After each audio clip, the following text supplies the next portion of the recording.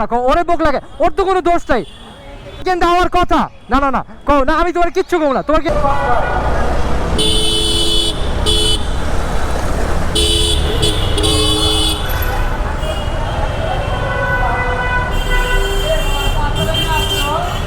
ওরে বক লাগে তুমি, ওরে না না না ওরে বক লাগে, ওর তো কোনো দোষ নাই, ও জোরে না না, ও জোরে যেতেছে, আমিও জোরে আইতেছি, ঠিক আছে, বাট তুমি যে বাইরে হইছো এটাকে আমি দেখছি, এটাকে আমি জানি, তোমার কিন্তু আমার কথা না না না কও না, আমি তোমার কিচ্ছু কম না, তোমার কিন্তু আসার কথা, তুমি যে বাইরে এটাকে আমি জানি না না, এটা তো তোমার রাস্তা না, তাই না? না না ঠিক আছে, মানে এটা অ্যাক্সিডেন্টটা হয়ে গেলে তো কিছু করার ছিল না, তাই না?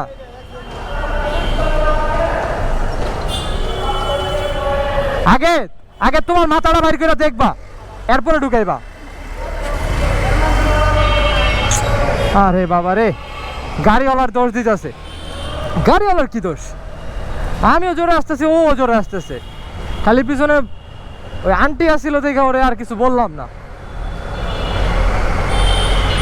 কি বলবো ভাই, মানে আসলে কিছু বললেন আমি খারাপ, ঠিক আছে, সুশীলরা বলবে কত কথা, বাইকের কারণে এই হয়, বাইকের কারণে ওই হয়, ভাইরে এটা একটা লেজিট একটা কি বলবো মেইন রোড, রাইট? এখানে বাস চলে, গাড়ি চলে, সিএনজি চলে, বাইক চলে, সব চলে, অটোও চলে, বাট তুই যা, তুই চালা, তোর তো ওয়ে আছে, তোর একটা রাস্তা আছে, রাইট?